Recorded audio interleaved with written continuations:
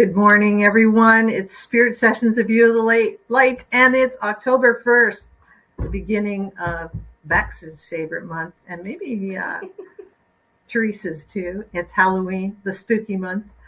Canadian Thanksgiving is next weekend. Yay. We have it early because, we like to get it over with before Christmas. And I would like to start off this spooky month with a spooky book. Like, I can't wait till I can read it in full, but even more, I'd love to listen to it. It's Bleedthrough, a true story, and it's a really strange tale. And we are so fortunate today that we have Pat O'Connell, the author, on to talk about her book and to talk about the story. So tell us where you're from, give us some likes, subscribe to our YouTube channel, listen to our podcast. If you want to scare yourself silly some night, this one's the one to do it with. So I'm going to hand it over to Pat O'Connell. And Pat, would you mind just introducing yourself and how you became involved in this story? It's quite an interesting tale. Well, thanks for inviting me on. I'm really excited to be on here with you guys and to meet you for the first time. And my name is Pat O'Connell, as she said, and I'm in Texas, and how I got involved in this is that my youngest brother, Jim O'Connell, he believed that he was an experiencer, an abductee, and he was developing a TV reality show, and this had all come about by the fact that he had met and connected with people from all over the world who had been abducted or had experiences and were trying to deal with the experiences, whether they were real or, a psychological, mess up in their brains. But he was collecting these stories to tell on TV, and he wanted to respect the experiencers, because so many times, whether it's real or not, they have, difficulties in their lives. People don't believe them, or, causes all this conflict and things. And so he wanted to help them through this and tell their stories. And so he had made contact with this fellow in Texas that we call Clay. And Jim told me, he called me from Connecticut. I'm here in Texas. And Jim said that there's this guy in Texas who's had all these crazy experiences, not just UFOs and aliens, but paranormal, all kinds of crazy things. And he said, I can't possibly tell his story in a 1-hour TV show episode, possibly not even in 3 shows of, an hour long. Would you be interested in, first of all, interviewing him and kind of vetting him to make sure he's not like a nutcase?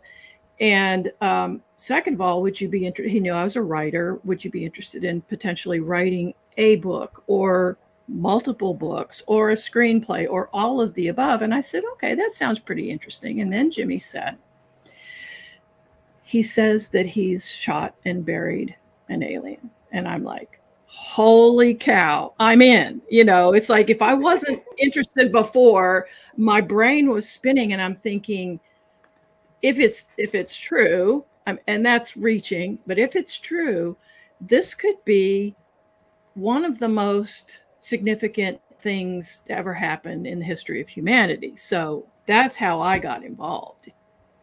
Wow. What did you think when they said, like, what is your experience? Do you have that, like, aliens, of course they exist, or I need to see the dead body in the ground to know that they exist? Yeah, I'm the skeptic, whereas Jimmy was the believer. And actually, it took him a while to get to that point too. He thought he was having these really wacky dreams until somebody said, "What if they're not dreams?" And then, if he's really being abducted. And then his wife said, "Well, on the nights when you say you're abducted, these weird things happen to me too." So, I'm not automatically a believer, but I'm a true skeptic. I'm the kind of person that says, show me good evidence and I'm open to it. I'm like Fox Mulder on X-Files. I want to believe. Oh, I thought But you were more like Scully. no, because she saw things. She experienced things over and over and still didn't believe. And I'm like, what's wrong with you? You're just a debunker, you know. So I'm I'm not a pushover. I'm not going to believe everything. I'm going to debunk what I can debunk, and I did with Clay's story. But but there were other things that I believe. I believe he was sincere. I believe he had some very real, extraordinary experiences, and I've had some, not many, but some odd things that I can't explain happen. And so I'm totally open to the possibilities that this could be real. Now, your brother and Clay have since passed since this story began. Yes. I guess some people, you say, think that it's connected, or maybe the stress of it all is connected.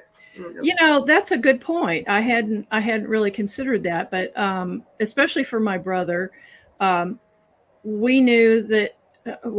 His wife knew that he had heart issue. Well, he had talked to me about he had AFib, but he had cured it. He had managed to get rid of the AFib. But what I didn't know until after he died was that he also had some signs that he might have had a previous heart attack, and the cardiologist wanted him to come in for tests. Well, he said, well, let me go to Texas first to interview Clay and to dig up whatever he might have buried, and literally. Literally. And before he came down, I got a call in the middle of the night from my niece, and she said Jimmy's dead. And so it was after that I found out that he had signs that he might have had heart attack or something more serious going on with his heart, and he postponed taking care of it. And that's a lesson to all of us. Don't overlook things that you're seeing signs of. Take care of them. Take care of yourself. No denial. Like, just do it. Yeah, exactly.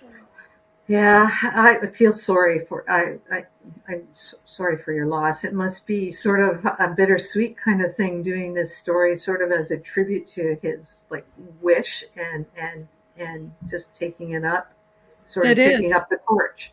Yeah, it is. And in fact, after he died, both Clay and I, we continued to talk, we continued to correspond, but we were kind of at a loss too with what do we do with this story, because Jim was really the engine behind it. He was the one who was going to be telling this story, and I knew I was completely unqualified to step into his shoes. I could not produce a TV show. He knew how the business worked and all the ins and outs and the politics of it and the craziness and all that, and I knew none of that. And it would take years for me to figure that out.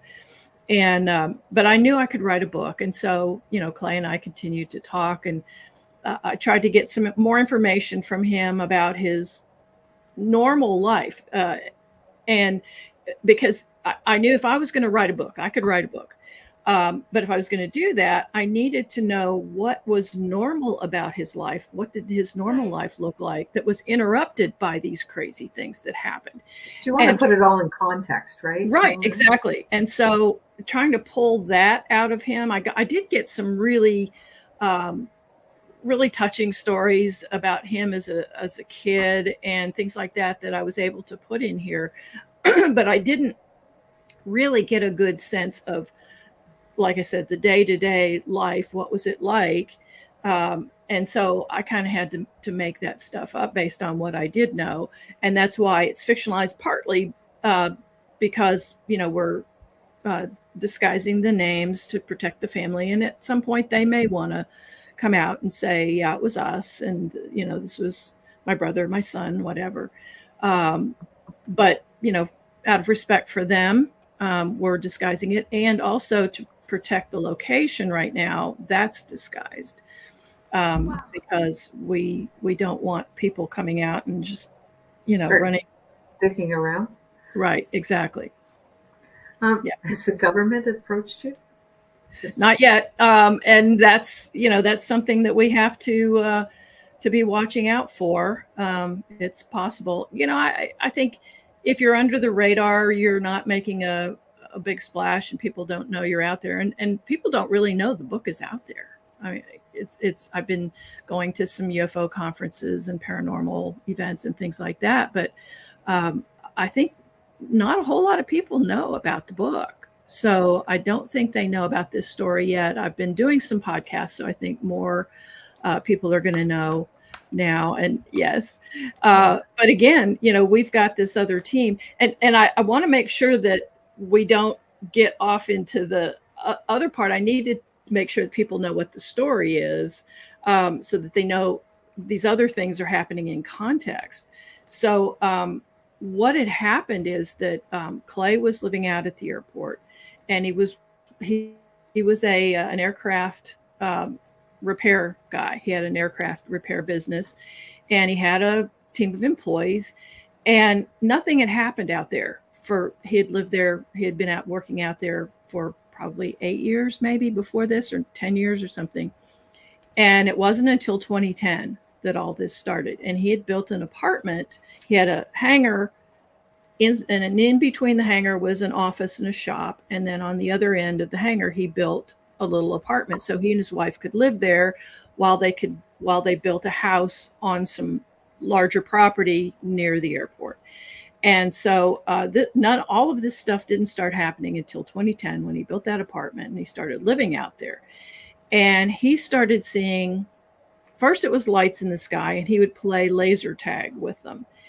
And then he had ships coming down. He said the lights would kind of try to avoid the laser, and they would start behaving in ways that planes and satellites and things like that, normal things in the sky. And he knew, he was a pilot, he was a flight instructor, he knew what a plane looked like, he knew what satellites were. And these things would behave in ways, taking right turns and stopping dead or reversing course and things like that. And then he started having ships come down. I mean, we always call them like the actual tin cans coming into. Exactly, the tin cans. He had classic saucers. He had a soap bubble kind of thing. And there were times when, there was one time when his secretary said, our electric bill out here is really expensive. He was paying the bills for the runway lights and things. And she said, the bill is $1,000 higher this month. And, are you guys doing something out there that's running up the electricity? And he said, no, I don't know what's going on.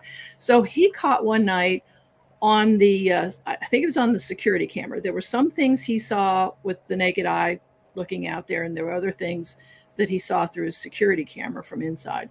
And forgive me if I'm mixing them up. But one night he saw these ships that were they were small saucers, but he said they kind of had a bite out of the back side of him, and it reminded me of the ships that oh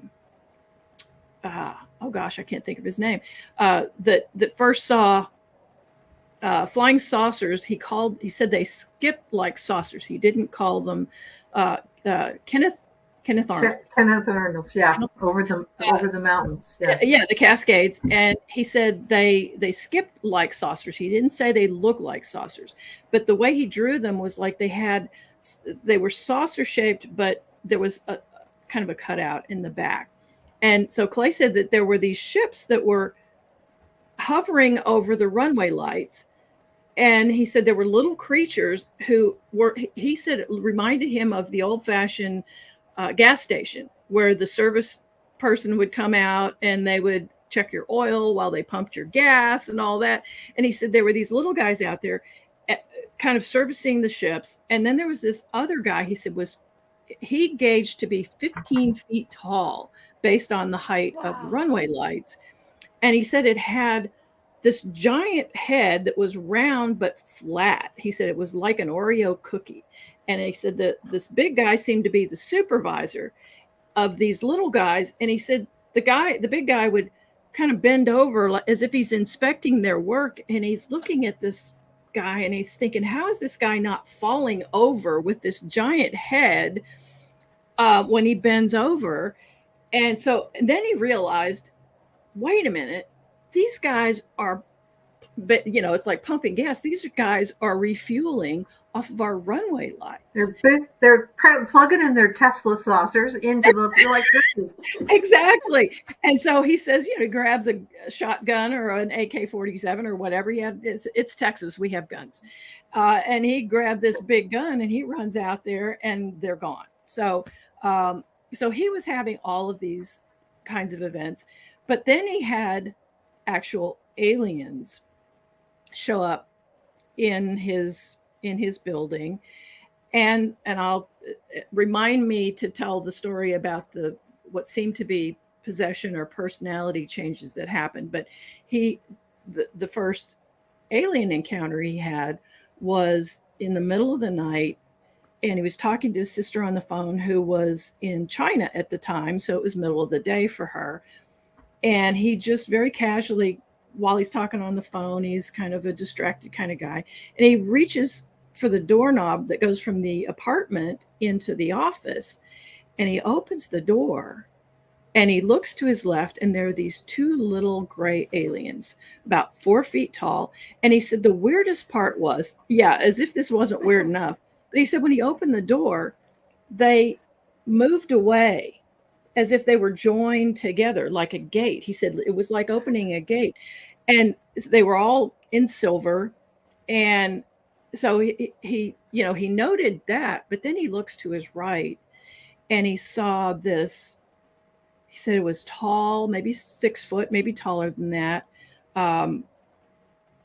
creature that seemed to be naked but had no identifiable features on it, kind of like a Ken doll. But he said the head was huge and it had big bulging eyes, the lids closed up and down, top and bottom. And he said on the back of the head, there were these bulges in the back of the head. And he said, I knew right away that this guy on the right, this big guy, was the bodyguard for the two little guys. And he said, when the tall guy took a step forward, he said, I backed up, slammed the door, dropped the phone. And, who knows how long it was before he was prepared to open that door again. But when I talked to his sister, she said, I said, were you, what happened? And she said, he said to me, gotta go. And he was gone. So that was his first encounter with aliens. Yeah. And you talked to your sister in China. 2 guys have shown up here. I think they're from far away. So, yeah. They're not from around here. I love that. Like the 2 bulges on the head. That always reminds me of those guys on Star Trek. Remember the aliens that had the big heads? Yeah. Oh, the Ferengi? No, the original Star Trek. Sorry, the original Star Trek with Christopher Pike, when he was in that one area where they had we always called them the bum heads. They looked like they had Yeah. That's what I mean. That's exactly what it sounded like. How does Gene Roddenberry know? Like, I just wondered. Anyways, I was just like, so the lights in the sky were like the catalyst. They just kind of showed up. There was no like area where they were doing nuclear testing or anything else in that part of Texas, or any other phenomenon that would have triggered all this. No, there was the year before, in 2009, they had drilled for oil on the airport property. And that's one of the angles that I've kind of investigated to find out, could they have tapped a pocket of some kind of gas or fumes or toxins or something that could have affected, because it wasn't just at the airport, it was people around the airport who lived near the airport who saw things and had weird things happen, the personality changes and things like that. So that's one of the things that we're hoping to look into when we get the team out there, to see if there are any gases that or we rare can't metals see in that area or something. Right? Like Could that. they have something in the water, contaminated the water? So we're going to be looking at all kinds of things out there to see if.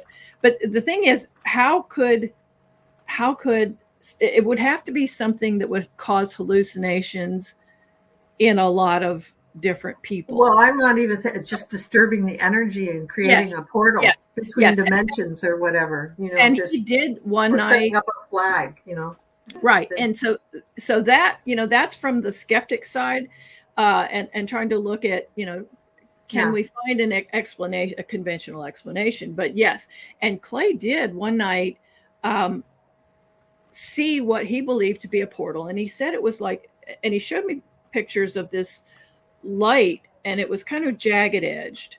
And then he said it was like it pulled open this portal as if you were grabbing a window shade from the side and pulling it open. And he said ships came out of it, creatures came out of it. There was he called it a man walking wolf. So it was like this wolf that walked on his hind legs. And so he had this portal. So absolutely could have been, and this is something similar to Skinwalker Ranch, where there is a portal.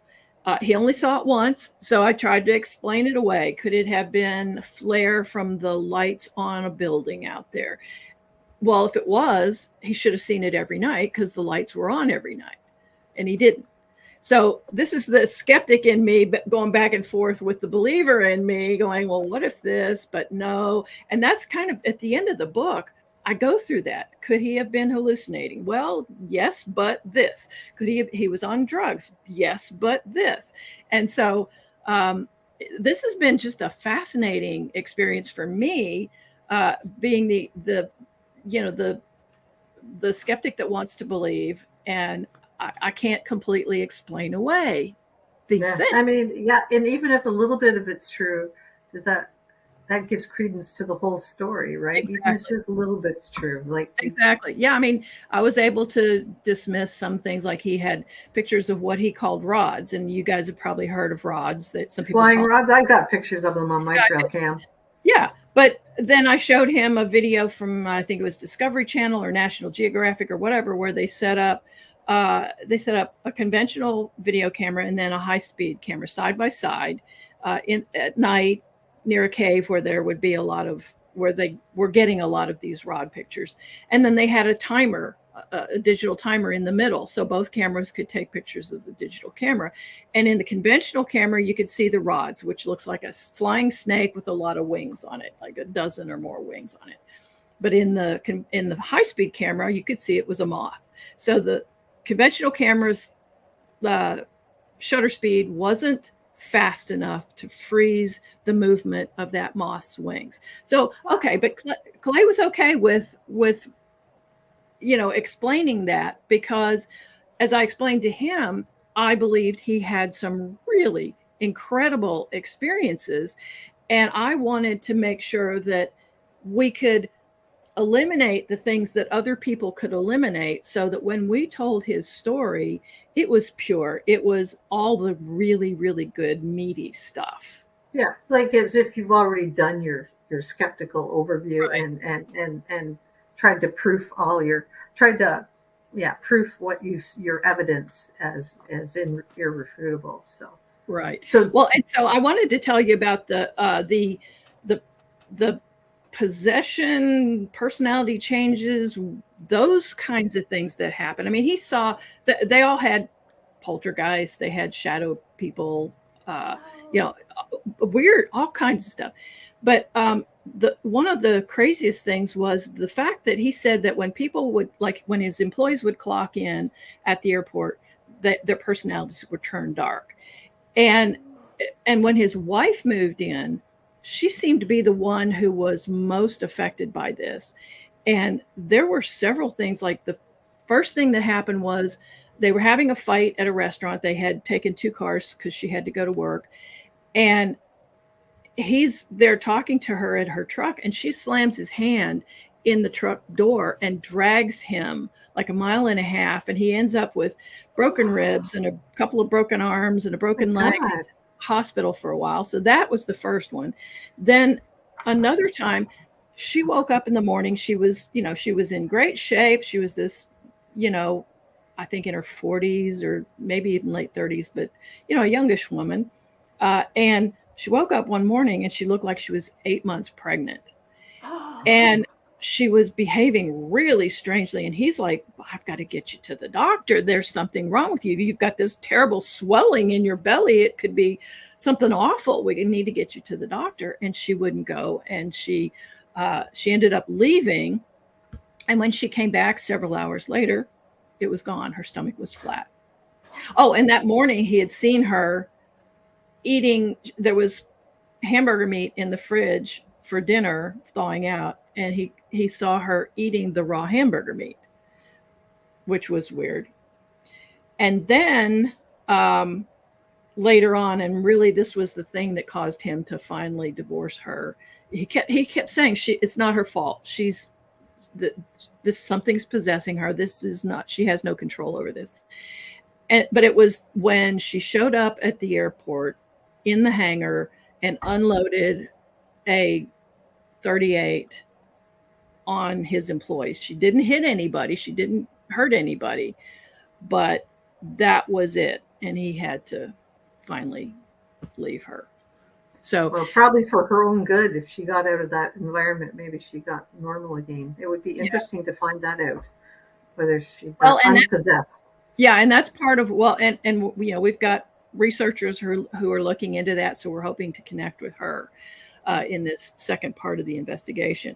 But to get people to the point where he's got a dead alien, he was in the hangar one night, and it was another small alien, a 4-foot tall gray. But he said this thing, he had a what he called a breastplate, what Clay called a breastplate on him, and it emitted this blue beam that was like a laser beam or an energy beam or something that cut through everything in the hangar and cut a hole through the outside wall of this, you know, through corrugated sheet metal wall of this hangar.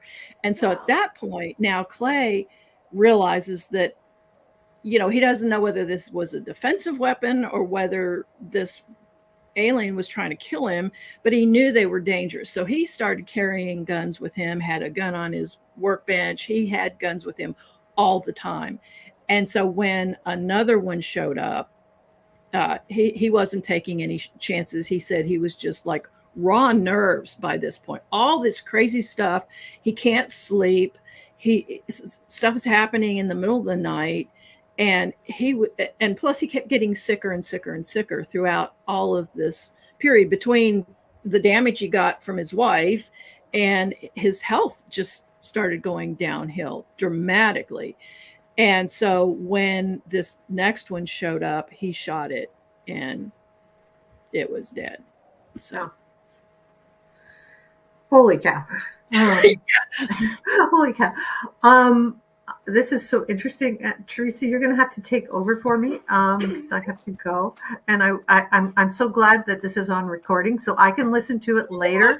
So I'm so happy that we have this. So anybody wants to hear the replay, if you missed the beginning, you have to come back. But thank you, Pat. And I will go, but please continue your story. And Teresa probably has a million questions for you. Oh, great. Well, good to see you, Rhonda. We'll talk to you later. Thank you, Rhonda. Bye. Thank you.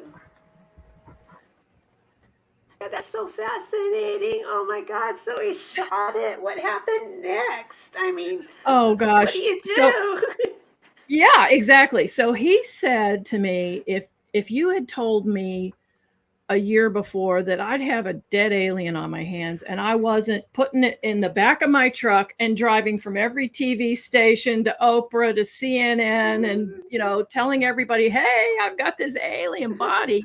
He said, I would have told you were crazy. But he said, when it happened, it affected him. It affected him really deeply. And I didn't realize how deeply until probably the last interview I had with him. But he said, I needed time. I didn't know what to do. I needed time. So he said, I bagged it up in heavy black plastic and I put it in a box and I took it to, my cousin had a restaurant with a walk-in freezer. He said, I took it to my cousin's restaurant and I told him it was this, you know, I'd shot a pig and, you know, I just needed some time before I had it processed, blah, blah, blah. And Could you hang on to it Right. for a while? And the cousin's like, sure. So, and in the meantime, he thought, you know, he kind of had these really dramatically mixed feelings about all this. On the one hand, he desperately wanted to know what they knew. He wanted to communicate with them. And on the other hand, they were invading his life. I mean, his business went downhill because of all this crazy stuff happening. And so it was ruining his health. It was ruining his business. And so, you know, he didn't, it wasn't a good thing in many ways, but on the other hand, he desperately wanted to communicate with them. And so, in the end, he finally got the body back and he gave it a proper burial. And he thought, you know, people, and he said to me, because I kept saying, I wanted to know more about this. What did it look like? You know, I wanted to know more about this, encountering this alien and shooting this alien. And here you have this alien on your hands physically. And that was the one subject he kept, you know, I'd ask him about, and then he'd say, well, I wrote it down in a journal and I'll find that for you. Oh, that journal's probably in the shipping container that I had. It's probably in the shipping container. I'll give that to you. I'll write it down separate. And he wouldn't talk about it. And so finally in the last interview, I said, and of course I didn't know this was going to be the last interview with him. But I said, I pushed him, and I had the camera on, and I pushed and I pushed. I said, you're going to need to talk about this. If we're going to write about this, if we're going to do a TV show about it, if we're going to do a movie about it, you're going to have to talk about it. And so he got up and he got up and he moved out of the view of the camera. And he said, and he was pacing, and he said, you know, people are going to see this and they're going to think I'm some kind of animal that I would do this. And I said, if it was a bear that came into your house, you would have shot it. And he said, I'm not really sure I would have. So I'm seeing this guy who, you know, he went hunting, but he didn't want to kill things. And so he was this tender-hearted guy. His sister said he could be a real SOB too, but she and his mom both said he could be very tenderhearted. And so that's the guy I was seeing that was like, I feel like a murderer. And plus he felt like a murderer of these creatures that he wanted so badly to communicate with and to get to know. And in fact, one night he packed a bag, he packed a little suitcase or a backpack, and he sat out on the runway hoping that they would come and take him for a ride. And he said, you know, he had 3 pairs of underwear, he had toothpaste and a toothbrush, but he said he didn't bring a change of clothes because he figured they'd give him one of those silver jumpsuits. Right. Oh, wow. So funny. Wow. That's cute. But he was disappointed. You know, he stayed out there all night wanting them to pick him up and take him for a ride out in the universe and see all this magical stuff. And, you know, and then of course, you know, after my brother died, it was about a year later, I did a video tribute to my brother. I saw that. Yeah. Oh, you did? Awesome. Yeah. And so I sent it, I put it out on Facebook where the people who had known him through contact, they had their experiences, and I sent it out on email. And of course I copied Clay, and I knew he and my brother had been very close. They were close like brothers. So sometimes they'd fight, but then they'd get back together again. And Clay felt like Jimmy was the only person who really got him, who really understood what it was like. And so when I didn't hear back from Clay, and I didn't hear, I contacted his sister and I said, is he okay? And she said, no, he is in the hospital. He has multiple organ failure and he has flesh-eating bacteria. And if he survives, they're going to have to cut away a whole bunch of his skin to stop the flesh-eating bacteria. And then the next day he was dead. Wow. So I, you know, this was just what do you do when that happens? My brother was gone, and now Clay was gone, and I'm just, wow, what do I do now? So Oh, really? You got yeah, all that information. You got a story that still right, needs to be told, but right, so many questions. That's what you yeah, got to come up. What are all the questions? yeah, And then go and down the and line. it took me a while. I want to say it was a couple of years before I started writing the book. But I Wow. said I've got to honor what these guys went through and the story they needed to tell. And I knew I could write a book. So I wrote the book, and then of course trying to get the word out, I started going to conferences and meetings, and I went to MUFON meetings and things like that. Uh, and every time I gave a talk, I said, what I'd like to do next is to form a team to go investigate this story and Yes. these experiences properly, because I couldn't do it by myself. Yeah. And so what has happened, and I think it's a universe thing or a Jimmy thing or all of the above, but people have just come into my life. And yes, I've got ground penetrating radar. Yes, I've got drones. Yes, I can do these investigations. Yes, I've got all these skills, and all these people are just popping into my life, and they're just amazing people. And Right. we've got Right. this team that's following me with this crazy story. Yeah. How amazing. Yeah. So we're just really excited to get to that next point where we can get back out there to the airport and do scans and interview people, and just see what happens next, and hopefully put Yeah. together Have a you ever documentary. found the body? Well, that's what we're hoping to That's do. what's next. Okay. That's Wow. what's next. Yeah. Yeah. Wow. Yeah, that's going to be a movie in So, itself too. The well, that's what I'm unknowns. thinking. A documentary, or possibly a mini series, or I don't know. Right now we're just putting the team together and trying to make it all happen. That's got to be So fascinating to be on that it end of it. How has it this all really is. changed your life? Oh my gosh. I mean, it kind of scares me a little bit, the responsibility of all of this. And like I said, I know nothing about what Jimmy was doing. I couldn't possibly do what he did. And so I'm just this little old lady here with all this information and all these great people who are volunteering to help, and they're all having fun. It's just like all these grown-up people are like little kids on a treasure hunt, and it's just so cool. I bet. Energetically, I'm listening to all this coming together. I'm feeling like there's a great momentum building for sure. And so I'm Yeah. seeing that there's a lot of different directions that this can go that are all good and beneficial.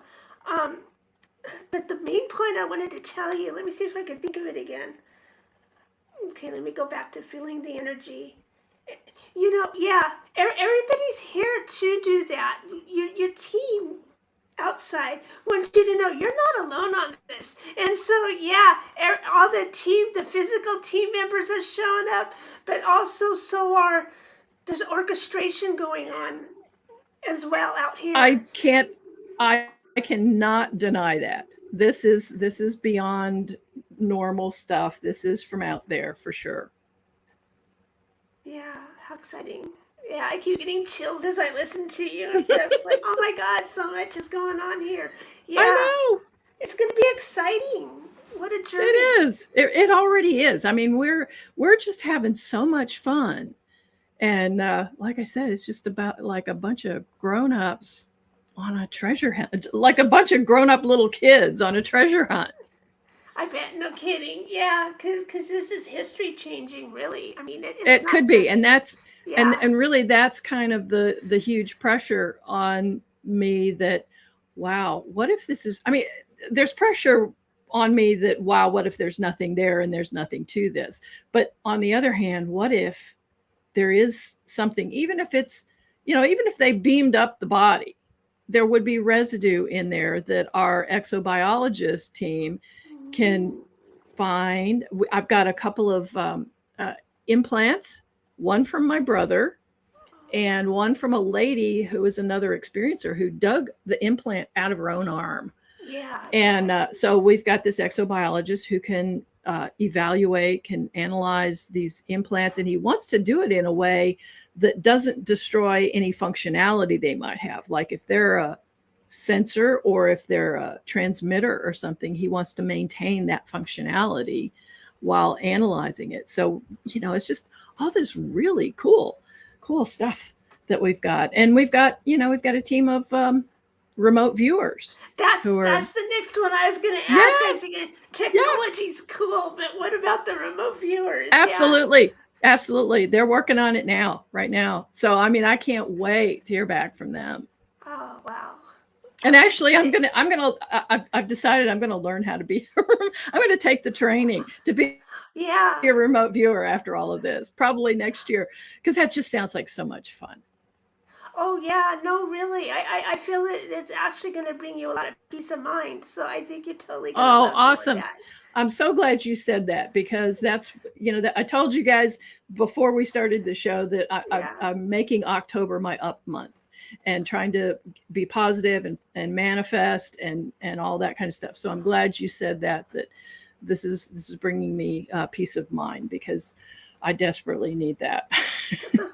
How exciting. I'm so excited about this. So what is the very next thing right now that you're doing? Right now we're waiting. We're waiting to plan. We're waiting some things to come together. One being the results from the remote viewers, right. So that they can help us find out what we need to be looking for, what to be careful about, because there is some potential risk to being out there, and to tell us what's really there, and to kind of give us more specific location where to look. So and then we're going to be doing another. We've done one scouting mission. We're going to do another scouting mission, because we have a kind of a narrower target area that we can home in on. And I need to go back to the newspaper office because there was actually a news report about Clay's sightings early on. So I need to go back there. It wasn't on their digital record, so I have to go back and look through physical newspapers to find that. And so just a lot of really interesting stuff. Even if we don't find anything, I truly believe some extraordinary things happened out there, and I believe that Clay experienced some very incredible things. And we'll probably go out there and sit outside at night on the airfield and look for, come on down, because I want to see him. I want to meet him. Oh, yeah. That'll be neat. You have to get Rhonda out there, because they always show up when Rhonda's around. Yeah, that's a good idea. Hey, look, we got your friend Rhonda. Right, that's right. Yeah, they can tune in to her energy. They'll know where to come. Yeah, that'd be exciting and fun. So, I know. I just know there's going to be so many more questions, because this is an ongoing thing. Exactly. Keep us in mind. Call us up again. It's like, for sure. I got some more to tell you guys, and I want to share it. Yes. And we'll do that, and we'll be behind you and supporting you all the way. Okay. Awesome. Thank you so much. That'll be fun. So I was going to ask you the last 3 questions now, which some of them are the hardest questions, but one of them I think you've pretty much answered already is, do you believe in extraterrestrial existences? I do. I absolutely. I know the Drake equation, and I can't imagine that we're alone in the universe. Absolutely not. Whether they're here or not, I kind of think, there have been enough really credible people, including some I know personally, that would not lie about this. So I think absolutely they're real. and they're here, and I'd love to meet them. There's the different ways to do this, and there's got to be a way to bring the two different ways together, because on one hand, we're all looking like, for the ship. Where is it? I want to meet him. Go ahead, Right. show up in my house, but don't scare me too much. Or, Right. and all of that. But then on the other hand, we channel things, and we talk to things, and we have beings that some of them, are spirit guides, but some of them are more galactic members of our spirit team who are still these as well. So there's, the two different, the physical way and then the spiritual way. Right. It'd be nice to bring them a little bit more, okay, I'm talking to you now, go ahead and show up, or, Right. we can make it more manifest and easier for us as we do these things. And I have done that. I have talked to them in my head and said, now's a good time. It's just really dumb, but I don't have any responsibilities. I don't have anything I need to do. Now's a good time. Right. Show up. We'll have a chat. So yeah. I'm trying everything I can think of. How exciting. I love that. I was thinking, what kind of tea do you serve? I mean, yeah, how fun, Right. Right. So the second question you may be familiar with already. And so it's the one about the song. It's really, what song is keeping you going right now? What song is giving you the momentum? But also, it's the same song that they're playing when you're walking out on stage and it's your turn to give another, speech at one of the places. And the song that it's giving you your courage, and there you are. And what is it? Well, I don't know that it would be something to play as I'm coming on stage. Maybe it would. But the song that is stuck in my head right now is from Sound of Music, Climb Every Mountain. And, till you find your dreams. So, and really that's playing in my head as we speak. And it's been in my head for probably a week or two right now. Oh, so that makes sense. Right on. Oh, I'm getting chills again. I'm glad you brought that one through. Yeah. The third question, well, it's really the first question. I didn't tell them all in the right order, but anyway, when you're doing your work and you're doing your things, do you have a favorite crystal or gemstone that you work with? I don't necessarily do energetic or crystal work or anything like that, but I am completely drawn to rutilated quartz. And for people who don't know, it's a clear crystal quartz, but it looks like it has gold threads running through it. And I have a favorite one, and I hold it in my hand, and I don't know what it does, but I just feel good about it. Oh no, that's good, because that could bring you information in too, as well as send information out. Because those and you know what, I may, and thank you for reminding me, I may, since October is my up month, and I'm going to try to manifest and tune into positives everywhere I can.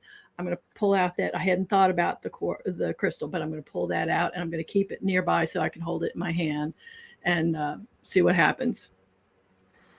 Yeah, for sure. Especially when you're out there too, bring it with you and see if you're getting more intuitive hits and things. Oh, like good that. idea. Yeah, great idea. Yeah, I'll do that. There's too many ideas coming in, so I'll stop at that. But yeah, there's some exciting things happening for you, So thank you, Teresa. That's great. But I see the light coming with you and stuff, so it's going to be beautiful. So yeah. Awesome. And you never have to work it. It's just coming to you one step. It is. It has been. I mean, it's just been. I had contacted people before, and all those contacts to form a team and to go do the next phase of the investigation, and they all just dead ended. And this one has just fallen into my life, and it's definitely a gift, and I'm so thankful. I cannot tell you how thankful I am. And for you guys too. I mean, you and Rhonda have been very uplifting and helpful, and it just made me feel good. And so I'm so excited to launch my October on this note. This is perfect. Yeah, isn't it? Yeah, this is really good. I'm excited about that. Yeah. And okay, so I can't wait to have you on again. Anybody that wants to Oh, reach out sure. to you, the guest information, um, where is that? Well, they can reach me through my brother's website, which is experiencers.com with an X at the beginning, not EX, just experiencers.com. And I'm hoping to be able to post more information about, the phase 2 as we move along on the website. And Exactly. you can also contact me through that. Oh, that would be fun to follow. Yeah, yeah, get a lot of people following that and stuff, and Yeah. that's possible funding and stuff. So that would be fun. Yeah. I look forward to that. Okay, well, we'll Cool. keep in touch with you and hang on till after I do the banner again, and Okay. then I'll say goodbye to you and thank you. Okay. And Thank you. and then This has we'll been see you great. guys all next week. And I hope this has sparked your interest. And I hope more people share the stories that they know. You know, we all need to know these Yes. stories. It's time to come out. And so let me hit the banner. It's right